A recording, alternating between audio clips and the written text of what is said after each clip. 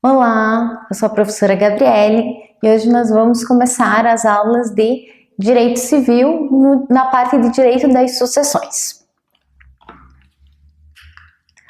Primeiramente, é importante a gente dizer que o direito das sucessões, ele, no seu princípio, e até hoje, o que se buscava era a continuidade da pessoa, através da transmissão dos bens daquele que morreu. O direito das sucessões, ele envolve diversos pilares do direito privado, sendo os mais importantes: família, propriedade e autonomia privada, e esses pilares são todos analisados a partir da perspectiva da morte da pessoa.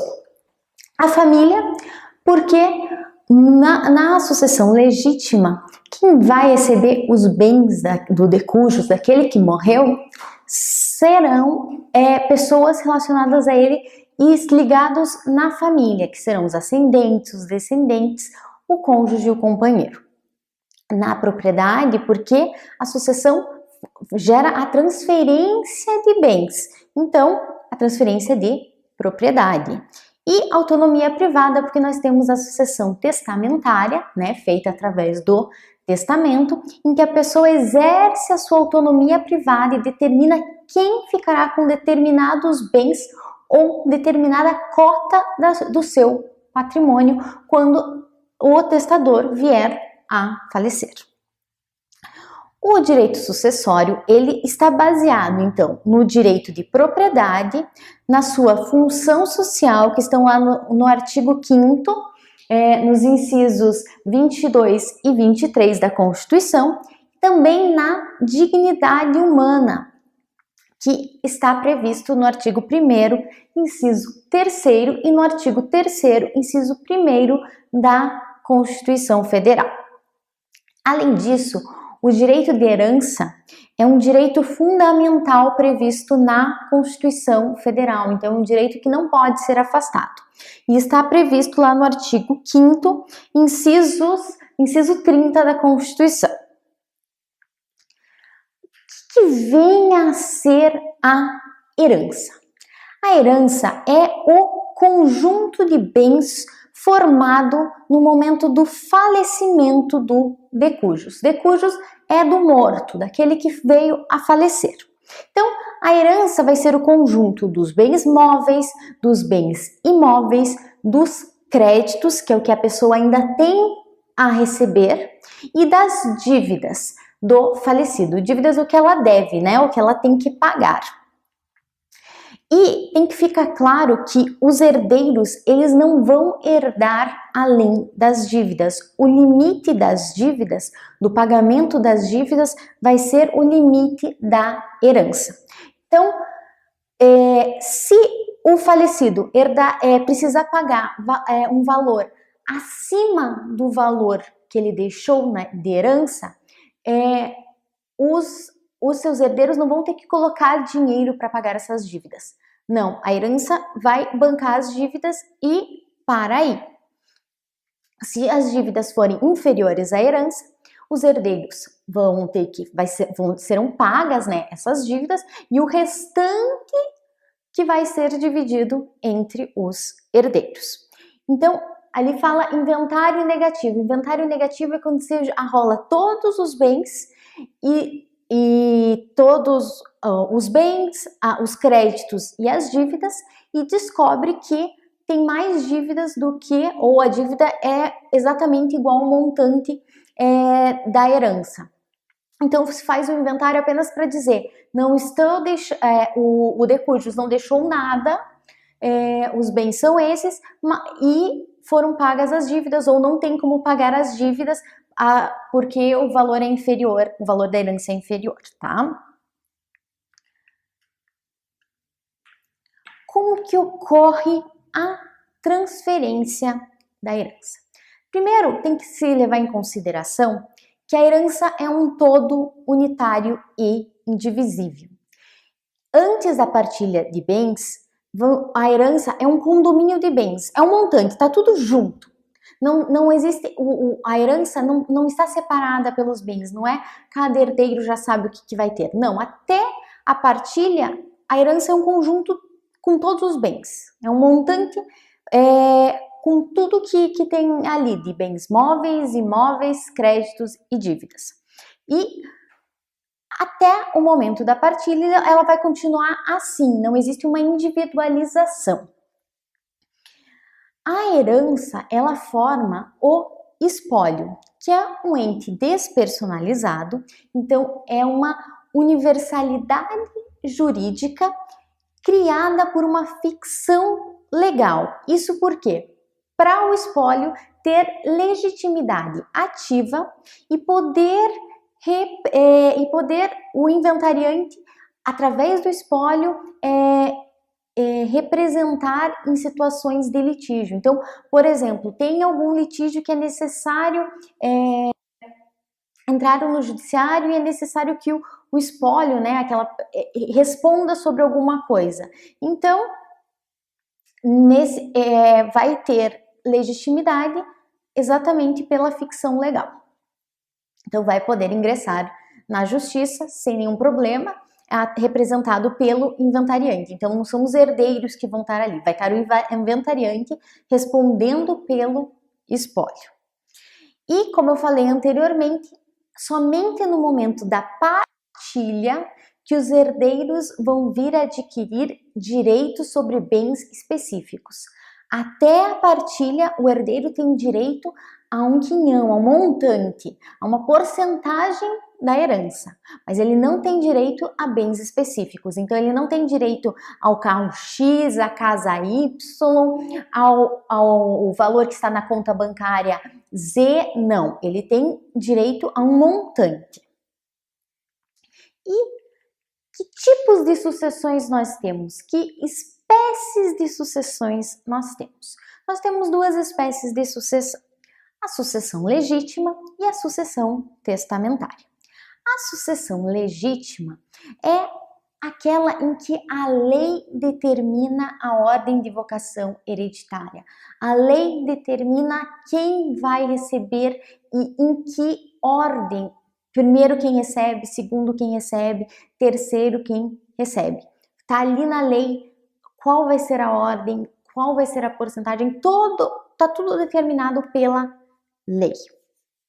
E nós temos a sucessão testamentária, que é através do testamento, né? Que ocorre por um ato de última vontade do testador no exercício da autonomia privada. Então, a pessoa, antes de morrer, faz um testamento estabelecendo qual a vontade dela. E ela pode testar, a gente vai ver mais para frente, somente sobre 50% dos seus bens, sobre 50% do seu patrimônio. Por quê? Porque nós temos essa ressalva na lei, né? E se ela quiser, ela pode estabelecer em testamento quem ficará com um quinhão ou com determinados bens que ele possui. E daí, o que mais? Além disso, o que é o testamento? O testamento é um negócio jurídico unilateral, que é feito só por uma pessoa, só pela vontade de uma pessoa, que é o morto antes de morrer, né? Então, o testador. Ele é personalíssimo, somente a pessoa, o dono dos bens, que vai poder fazer o testamento. Ele que diz o que ele quer. É revogável. Se a pessoa quiser revogar aquele testamento e fazer outro, ela pode.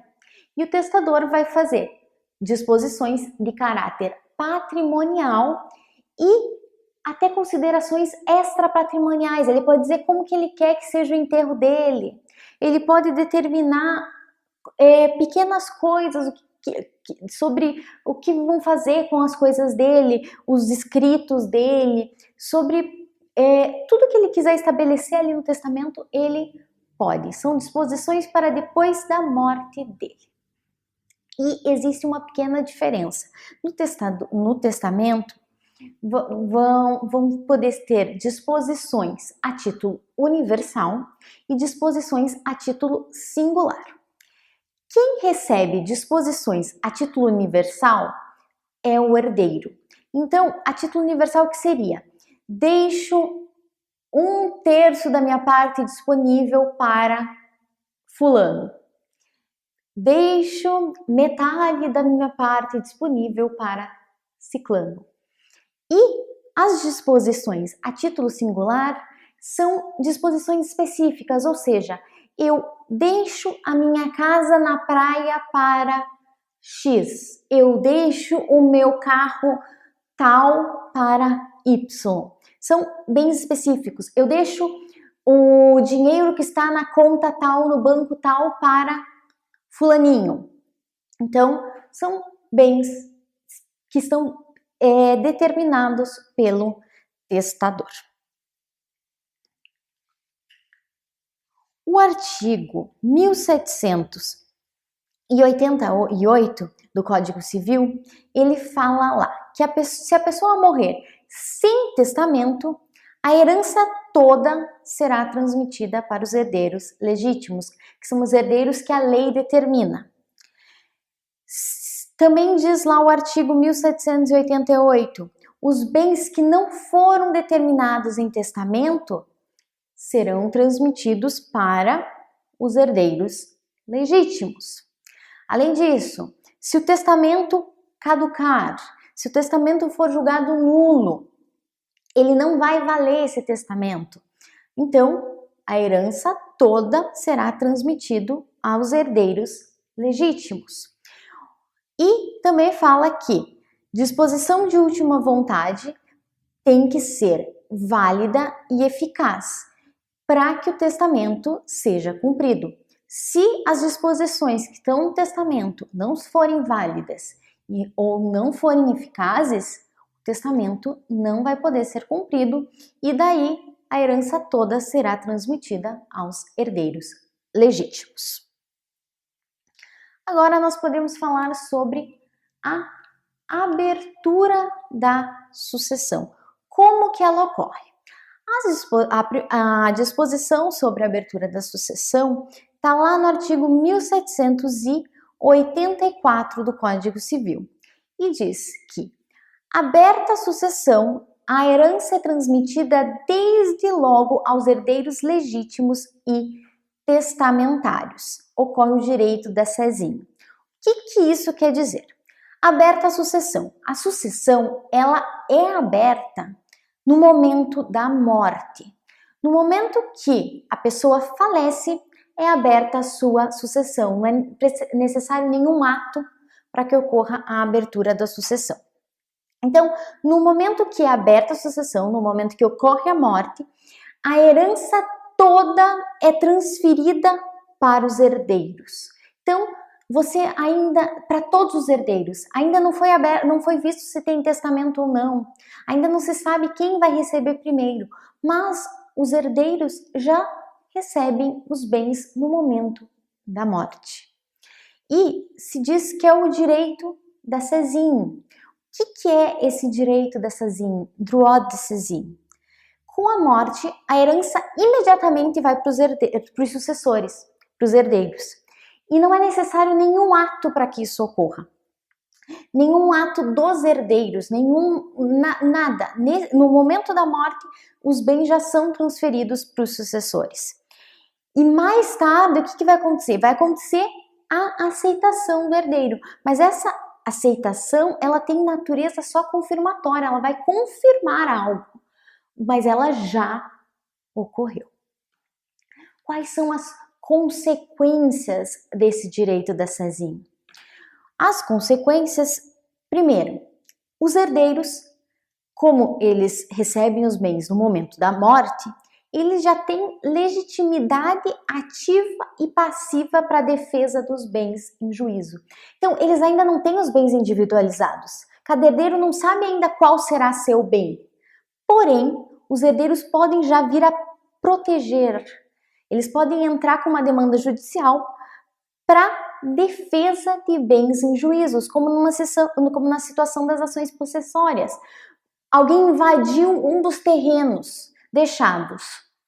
Ainda não foi determinado quem será o novo dono ou novos donos desse terreno, mas os herdeiros já podem entrar, por exemplo, com uma demanda possessória pedindo a interferência do judiciário para que protejam esse bem, para que tirem essas pessoas desse imóvel. O que mais?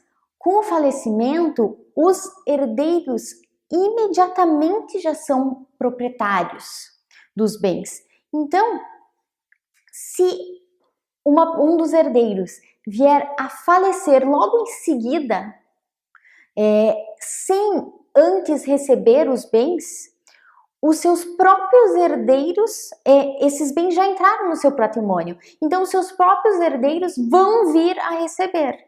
Então, morreu o pai. De repente, o filho ainda nem recebeu a herança do pai, mas ele vem a morrer dias depois do pai.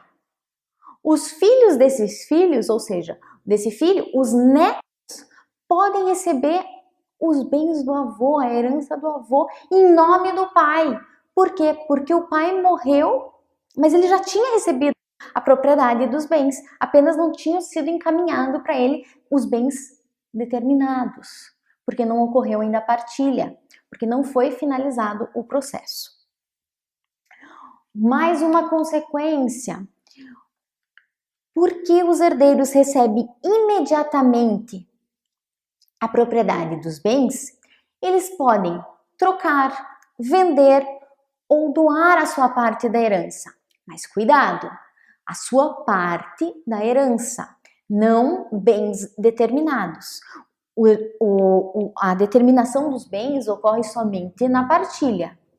Porém, o herdeiro já sabe, por exemplo, são 3 filhos, não tem esposa, eles vão ser os herdeiros, vamos dizer. Não tem testamento. Eles sabem que cada um vai receber 1/3. Então, eles podem vender, trocar, um deles, por exemplo, pode vender, trocar, doar 1/3. Mas ele não pode, por exemplo, vender o carro X, a casa X. Ele pode vender o seu quinhão, o seu 1/3. Não bens específicos, como diz lá o artigo 1793, parágrafo 2º do Código Civil. Outra coisa, relacionado com direito fiscal, o imposto de transmissão causa mortes, o ITCD, ele vai levar em consideração o momento do falecimento do autor da herança. Isso já está determinado na súmula 112 do STF. Então, leve em consideração a lei que estava em vigor do ITCD no momento da morte. Agora, nós vamos ver um outro instituto, que é a comoriência. O que é a comoriência? O artigo 8º do Código Civil diz: se 2 ou mais indivíduos falecerem na mesma ocasião, não se podendo averiguar se algum dos comorientes precedeu aos outros, presumir-se-ão simultaneamente mortos. Então, o que aconteceu? 2 pessoas vêm a falecer quase que imediatamente, uma depois da outra, ou quase no mesmo instante. E não tem como se saber quem faleceu antes. E essas pessoas são da mesma família, por isso a importância, porque um pode vir a suceder o outro. Então, vai ser considerado, quando não puder saber quem faleceu primeiro, que os 2 faleceram no mesmo momento. Isso é a comoriência. Então, é uma situação em que 2 pessoas falecem e não é possível comprovar quem que faleceu antes e quem que faleceu depois. Então, eles vão ser juridicamente considerados mortos ao mesmo tempo. E a morte, ela não precisa ter acontecido no mesmo local, mas sim no mesmo tempo. Vamos dizer que o pai falece em um acidente de carro e a filha caiu o avião. Não se sabe no mesmo dia, no mesmo momento, os dois foram à noite. Não dá para saber quem morreu antes, quem morreu depois. Comoriência. Não tem como saber se um morreu às 19h50 e o outro morreu às 19h51. Não. Consideraram que os acidentes ocorreram às 19h50, os dois, vamos dizer. Então, não interessa o local, mas sim o tempo.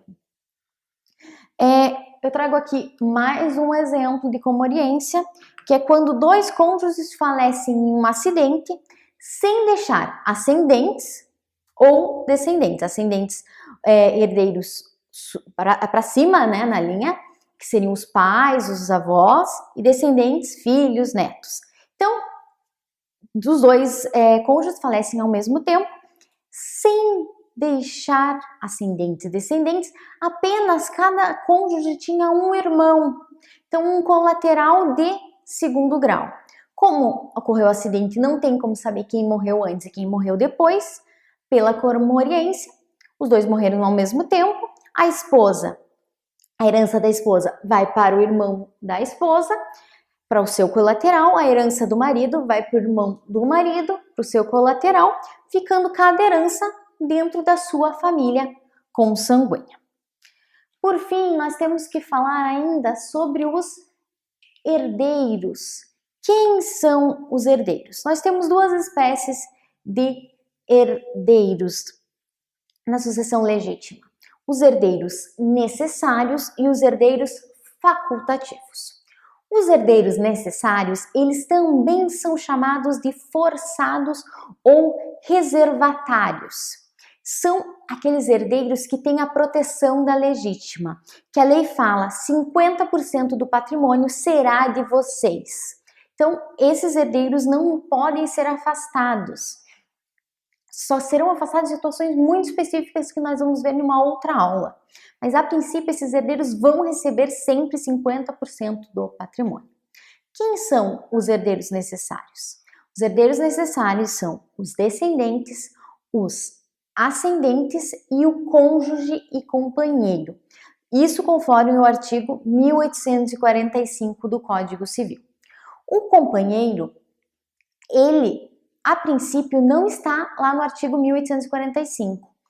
Porém, o STF, em 2017, julgou e, em repercussão geral, determinou que o cônjuge e os companheiros devem ser equiparados para fins sucessórios. Então, eles devem receber o mesmo, devem ser tratados da mesma forma, cônjuges e companheiros. Por isso que nós dizemos hoje que são herdeiros necessários os descendentes, os ascendentes, o cônjuge e o companheiro.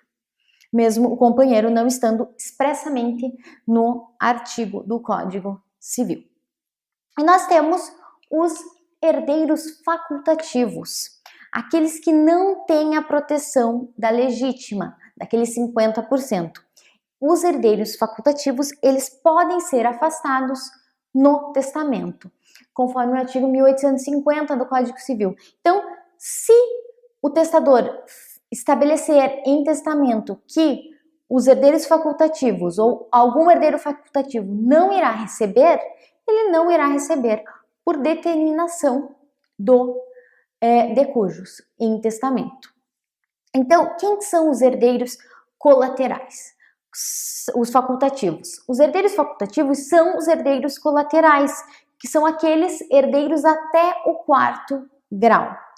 Os irmãos, os tios, os sobrinhos, os primos, os tios-avós e os sobrinhos netos. Vamos fazer uma breve revisão do que a gente falou hoje na nossa aula. Nós falamos primeiro de sucessão. O que é a sucessão? Que a sucessão é uma continuidade da pessoa, é a transferência dos bens dessa pessoa. Que o direito das sucessões envolvem família, propriedade, autonomia privada, todos por uma perspectiva da morte da pessoa. Que o direito à herança é um direito fundamental, que a herança é o conjunto de bens formados com o falecimento do decujus. Então, a herança engloba os bens móveis, imóveis, os créditos e as dívidas do falecido. Também falamos que os herdeiros, eles não herdam as dívidas, que o limite é a herança. Que a herança, ela é um todo unitário, que ela é indivisível, é um condomínio de bens, que só vão ser partilhados e determinados os bens de cada herdeiro com a partilha. Antes disso, é um montante de bens. Que nós temos duas espécies de sucessão, legítima e testamentária. A legítima, a partir da ordem de vocação hereditária que o Código Civil estabelece. A testamentária, em que o decujus, o morto, estabelece por ato de última vontade quem que vai ficar com quinhão ou com bens determinados, mas que só é possível ele dispor de 50% dos seus bens em testamento.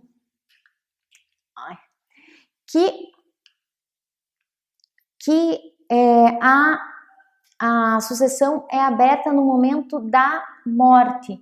No momento da morte do decujus, já é transferida a herança e os herdeiros legítimos e testamentários já adquirem o direito, mesmo os bens não sendo específicos já nesse momento, que é o direito da sezin, né? Imediatamente já é transmitido a herança para os sucessores. Que o direito da sezin gera consequências, que nós já falamos, e consequências muito importantes. Além disso, nós falamos da comoniência, que é quando dois ou mais indivíduos falecem na mesma ocasião, mas não é possível saber quem faleceu antes e quem faleceu depois. Então, eles são presumidos simultaneamente mortos. E por fim, nós falamos sobre os herdeiros, que nós temos herdeiros necessários e herdeiros facultativos.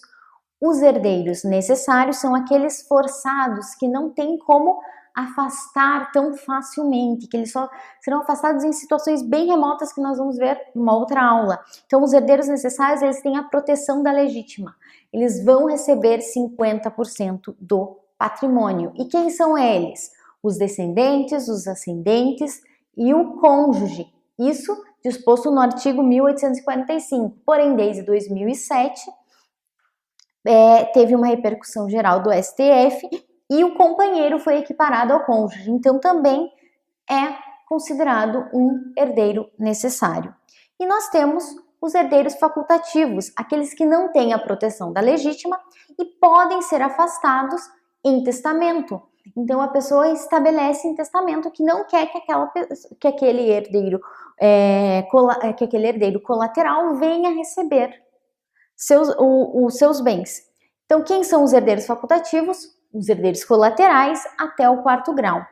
Irmãos, tios, sobrinhos, primos, tios-avós e sobrinhos netos. Espero que vocês tenham gostado da aula e nos encontramos na próxima aula. Obrigada!